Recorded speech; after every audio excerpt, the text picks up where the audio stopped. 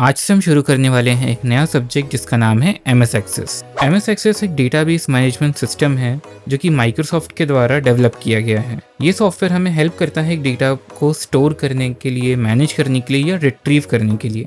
इस वीडियो में हम जानेंगे MS एक्सेस का इंट्रोडक्शन और धीरे धीरे आने वाले वीडियोस के अंदर हम पूरा MS एक्सेस यूज करना सीखेंगे। तो चलिए इस वीडियो को शुरू करते हैं। तो अपन आ गए हैं MS एक्सेस के स्टार्टिंग पॉइंट यानी इसकी वेलकम स्क्रीन पे। वेलकम स्क्रीन पे आप आते ही देखेंगे कि यहाँ पर आपको कुछ इंटरफेस दिख रहा है जिसमें ऊपर आपको कुछ डेटाबेस बने हुए दिख रहे हैं, जिसमें से पहला है ब्लैंक डेटाबेस और दूसरे कुछ टेम्पलेट्स है जिनको आप यूज कर सकते हो। बट क्योंकि हम अभी इसको सीख रहे हैं और पहली बार यूज कर रहे हैं तो हम यहाँ पे ब्लैंक डेटाबेस पे क्लिक करेंगे। अब अगर आपके माइंड में क्वेश्चन आ रहा है कि डेटाबेस आखिर होता क्या है, तो मैं इसको एक्सप्लेन करता हूँ। जैसे कि मान लीजिए एक स्कूल है जहाँ पे student, teacher and faculty members हैं, जिसमें कि हर एक स्टूडेंट का डेटा एक स्टूडेंट के टेबल में होगा, टीचर्स का डेटा एक टीचर के टेबल में होगा और फैकल्टीज़ का डेटा फैकल्टीज़ के टेबल में होगा। इन तीनों टेबल्स को क्रिएट करना, आपस में लिंक करना, डेटा को एक्सचेंज करना, ये सारा काम MS एक्सेस करता है। तो MS एक्सेस के अंदर एक टेबल क्रिएट करने के लिए या डेटाबेस को क्रिएट करने के लिए हम यहाँ पे क्लिक करेंगे ब्लैंक डेटाबेस। ब्लैंक डेटाबेस पे क्लिक करते ही आपके सामने एक विंडो आएगी। इस विंडो पे आप देख सकते हैं यहाँ पे लिखा है फाइल नेम और उसके बगल में आपको एक फाइल का आइकॉन दिख रहा है। इस फाइल के आइकॉन पे क्लिक करके आप अपनी डेटाबेस की लोकेशन को चेंज कर सकते हैं। जैसे अभी हमारा डेटाबेस डॉक्यूमेंट्स फोल्डर्स के अंदर है, तो अभी तो हम इसको वहीं पे रखते हैं और इसका नाम चेंज कर देते हैं। मान लीजिए हमने इसका नाम कर दिया है स्कूल और यहाँ से हम क्लिक करेंगे क्रिएट ऑप्शन पे। क्रिएट ऑप्शन पे क्लिक करते ही आपके सामने कुछ ऐसा इंटरफेस आएगा। अब यहाँ पर आपको दिख रहा होगा कि यहाँ पे दिया हुआ है टेबल 1, तो हमें इस टेबल 1 के अंदर अपने कुछ डेटा को फिल करना है। बट उसके लिए आप यहाँ पे डायरेक्ट क्लिक नहीं करेंगे, आपको यहाँ पे हेडिंग्स क्रिएट करनी पड़ेंगी, यानी फील्ड क्रिएट करनी पड़ेगी। अगर आप लोगों ने पहले MS एक्सेल यूज़ करा है तो आपको टेबल पे काम करना आ गया होगा, यानी वर्कशीट पे काम करना आ गया होगा। अगर आपने कभी यूज़ नहीं करा है तो मैं आपको समझाता हूँ। अभी स्क्रीन पे आपको जो दिख रहा है वो एक टेबल है। इस टेबल के अंदर एक डेटा बना हुआ है जिसमें जो ऊपर आपको दिख रहा है वो हेडिंग्स हैं और उनके नीचे जो लिखा गया है वो उसका कंटेंट है। और इस कंटेंट का एक अलग अलग टाइप होता है। जैसे कि आप सामने देख रहे हैं यहाँ पे लिखा है रोल नंबर। तो रोल नंबर बता रहा है कि ये जो डेटा है ये एक न्यूमेरिकल डेटा है, यानी नंबर वाला डेटा है और ये एक रो को यानी एक पर्टिकुलर पर्सन को यूनिक ही मिलता है। उसके बाद यहाँ पे एक कॉलम है जिसमें लिखा है नेम्स, तो यहाँ पे हर एक स्टूडेंट का नेम लिखा हुआ है एंड राइट में लिखा हुआ है उनका रिजल्ट। तो इस तरीके का डेटाबेस बनाने के लिए हम सबसे पहले यहाँ पर जाएंगे और यहाँ पे सबसे पहला ऑप्शन जो आपको दिख रहा है उसका नाम है व्यू। व्यू पे क्लिक करेंगे आप तो आपको दो व्यू दिखेंगे। सबसे पहला है डेटा शीट व्यू और दूसरा व्यू है design view. Data sheet view पे हम डेटा को एंटर करते हैं और डिज़ाइन व्यू पे हम अपने डेटा के टेबल को बनाते हैं। तो पहले अपन यहाँ पे क्लिक करेंगे डिज़ाइन व्यू पे और क्लिक करते ही आपसे पूछेगा कि आपके टेबल का नेम क्या है। अब हम स्कूल का डेटाबेस बना रहे हैं तो हमारे इस टेबल का नाम होगा स्टूडेंट और यहाँ से जैसे आप ओके करेंगे तो आपके सामने कुछ इस तरीके का इंटरफेस आएगा। अब यहाँ पे दिया हुआ है फील्ड नेम। फील्ड नेम में आप अपनी डेटा की जो हेडिंग्स हैं उनको फिल करेंगे। फिर यहाँ पे आता है डेटा टाइप। जैसे अभी हमने देखा था, डेटा टाइप का मतलब ये होता है कि आपका डेटा किस टाइप का है। फॉर एग्जाम्पल मान लीजिए अभी हमने देखा था रोल नंबर जो कि न्यूमेरिकल में आ रहे थे, बट वो ऐसे नंबर हैं जो रिपीट नहीं होते। फिर हमने देखा था कि वहाँ पे नेम लिखा हुआ जिसके अंदर हमने टेक्स्ट यूज़ करा था, तो उसको भी हम टेक्स्ट डेटा टाइप में कंसिडर करेंगे।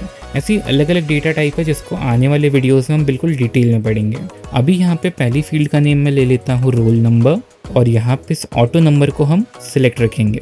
ऑटो नंबर का मतलब जो रोल नंबर है वो ऑटोमेटिकली आते जाएंगे। उसके बाद हमने यहाँ पे लिखा नेम। अब जैसे ही मैं यहाँ पे टैब प्रेस करूँगा या फिर मैं दूसरे डेटा टाइप पे आऊँगा तो यहाँ पर आपके सामने आएगा एक मैसेज। ये मैसेज ये बता रहा है कि आपने जो हेडिंग टाइप करी है, जो फील्ड का नेम दिया है वो ऑलरेडी रिजर्व्ड है, क्योंकि हमने यहाँ पे नेम लिखा है। तो जैसे name, first name, last name, surname, ये कुछ ऐसे वर्ड हैं जो कि ऑलरेडी इसके अंदर स्टोर करे गए हैं कि अगर ये नेम यहाँ पे आते हैं तो आपको उन्हें ये वाला डेटा टाइप प्रेफर करना है। मतलब जैसे कि हम नेम लिख रहे हैं तो ऑब्वियसली हम टेक्स्ट में नेम लिखेंगे, अगर हम कॉन्टैक्ट लिख रहे हैं तो हम यहाँ नंबर में लिखेंगे।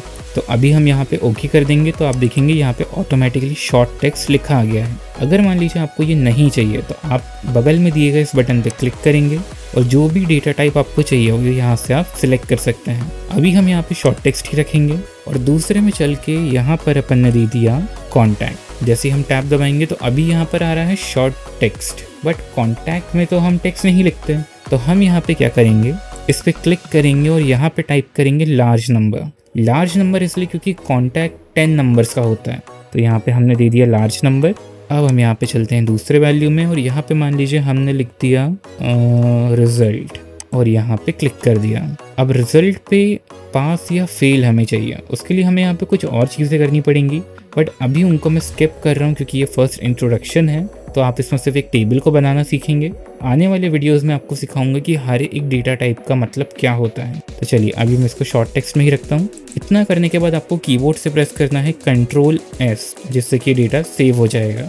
अब यहाँ से जाएंगे हम व्यू पे और क्लिक करेंगे हमारी डेटा शीट व्यू पे। डेटा शीट व्यू पे क्लिक करते हैं आप देख सकते हैं यहाँ पे कुछ डेटा आ गया, जैसे कि यहाँ पे हेडिंग्स आ चुकी हैं, roll number, name, contact and result. अब जैसे ही मान लीजिए मैंने यहाँ पे एक नेम लिखा दीपक और यहाँ पे ऑटोमेटिकली 1 रोल नंबर आ चुका है। यहाँ पे हम नंबर टाइप कर देंगे, तो मान लीजिए मैंने दीपक का एक नंबर टाइप कर दिया रैंडमली और यहाँ पर रिजल्ट में हमने उसको दे दिया पास। तो हमारा एक डेटा तो कंप्लीट हो चुका है। अब यहाँ पे आपको बगल में दिख रहा होगा क्लिक टू ऐड, मतलब अगर मान लीजिए आपने डेटा बना लिया है और बनाते बनाते आपको याद आया कि यहाँ पर एक हेडिंग और होनी चाहिए थी, तो इस पर क्लिक करके आपको बताना पड़ेगा कि वो किस टाइप की हेडिंग है, किस डेटा टाइप में आपको उसको यूज़ करना है। तो मान लीजिए मैं यहाँ पे देना चाहता हूँ क्लास, तो हम यहाँ पे नंबर पे क्लिक करेंगे। नंबर पे आते ही यहाँ पे आप देख सकते हैं यहाँ पे लिखा है फील्ड 1। फील्ड 1 को हमने दे दिया क्लास और यहाँ पे हमने दे दिया दीपक को क्लास 12। फिर हम यहाँ नीचे न्यू के बगल में क्लिक करेंगे और जैसे ही हम यहाँ पे एक नया नाम टाइप करेंगे, मान लीजिए हमने यहाँ पे टाइप किया दिव्या,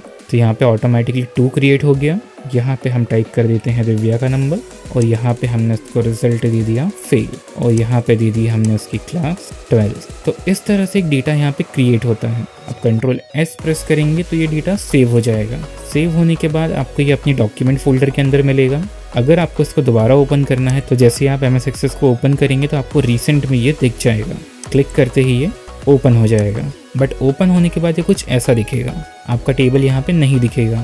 तो आपको लेफ्ट में देखना है कि यहाँ पे दिया हुआ है टेबल्स और नीचे टेबल दिया हुआ है जिसका नाम है स्टूडेंट्स, तो आपको करना है उस पर डबल क्लिक और आपका टेबल यहाँ पे आ जाएगा। तो ये था MS Access का एक छोटा सा इंट्रोडक्शन वीडियो।